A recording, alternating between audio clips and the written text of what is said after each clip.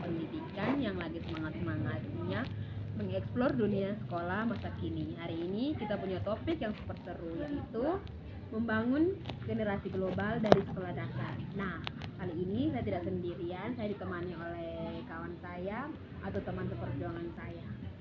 Halo Rina, halo semuanya. Senang banget bisa ngobrol di sini.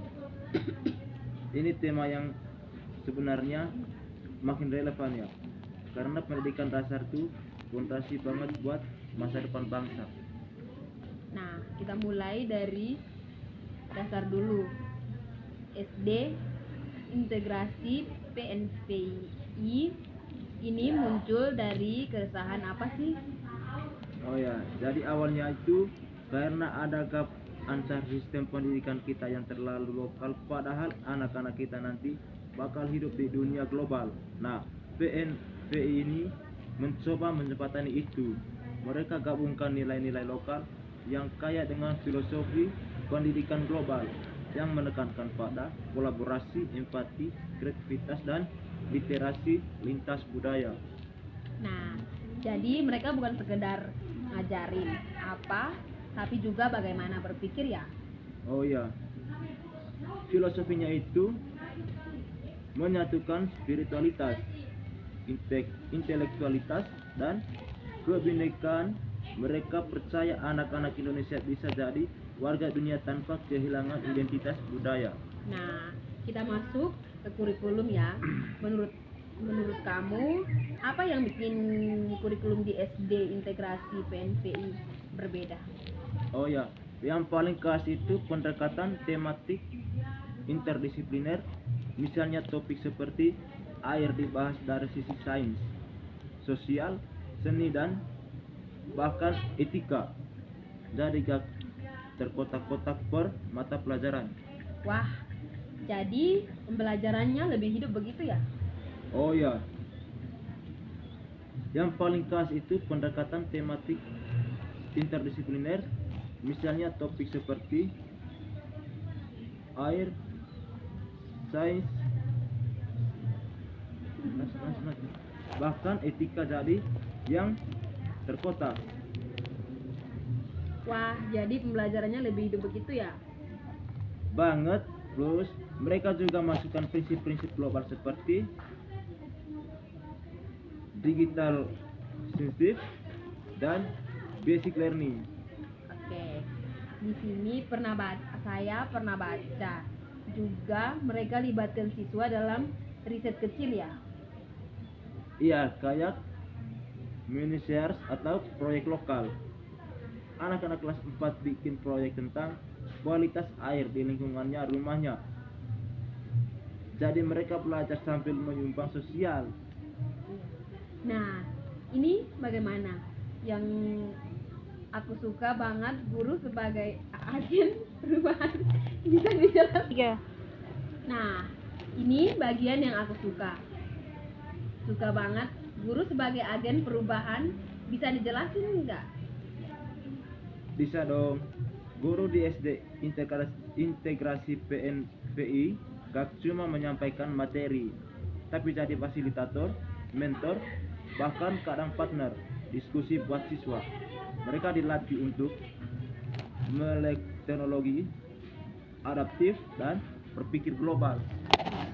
Apa ada pelatihan khusus begitu? Ada, bahkan ada sesi rutin. Jadi guru saling berbagi praktik, mengajar, refleksi, dan inovasi. Ini yang bikin komunitas guru di sana hidup banget. Nah, kita bahas juga metode belajar kayak tim dan teknologi. Gimana penerapannya? Nah, PJBL jadi tulang punggung pembelajaran. Anak-anak belajar lewat proyek nyata yang relevan dengan kehidupan mereka. Misalnya, bikin kampanye hemat air atau proyek pangan sehat. Dan STEM-nya gimana? STEM-nya dipakai untuk membutuhkan keterampilan berpikir lintas bidang. Jadi, belajar sains gak kaku, ada aspek seninya, teknologi, bahkan sosiologi. Wah, keren banget ya. Terus teknologinya gimana? Mereka pakai teknologi sebagai enabler, bukan sekedar nonton video, tapi pakai tools interaktif, coding dasar, bahkan bikin presentasi virtual. Nggak hanya di ruang kelas ya. Aku dengar mereka juga kerja sama dengan komunitas dan luar negeri ya. Betul, ada program virtual eksklusif dengan sekolah dari Malaysia, Jepang, dan Finlandia. Anak-anak presentasi budaya mereka, diskusi, bahkan saling kirim video. Nggak kebayang dulu waktu SD aku presentasinya ke anak Finlandia. Hahaha, iya.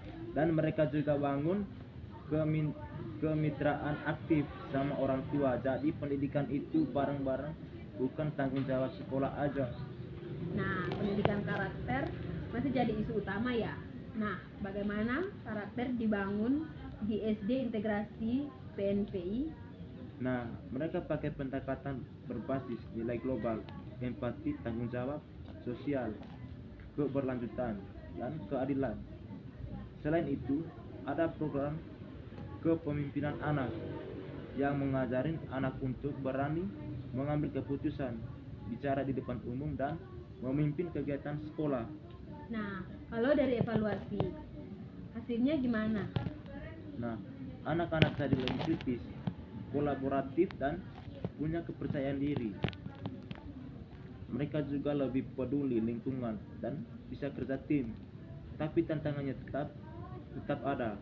Fasilitas belum merata, guru di daerah butuh dukungan lebih, dan kebijakan pendidikan kita masih terlalu sentralistik. Nah, kalau model kayak gini mau direplikasi, apa yang harus diperhatikan?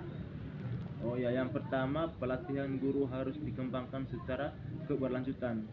Kedua, kurikulum harus fleksibel, bukan satu arah dari pusat. Dan ketiga, penting banget ada dukungan komunitas dan stakeholder Stakeholder. lokal. Harapanmu buat pendidikan dasar ke depannya gimana? Aku harap pendidikan kita bisa melahirkan generasi yang kuat, akar budayanya, tapi lentur dalam berpikiran, mampu bersaing di dunia global. Wah, obrolan hari ini luar biasa ya. Dari filosofi kurikulum guru sampai ke praktik dan harapan masa depan.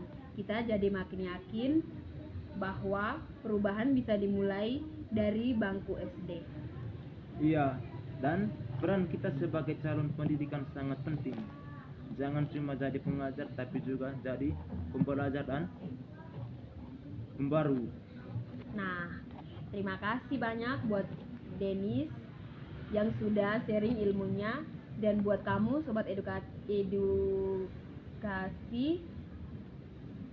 tetap semangat dan belajar dan berbagi ya. Jangan lupa pendidikan global dimulai dari lokal yang kuat. Sampai jumpa di episode selanjutnya.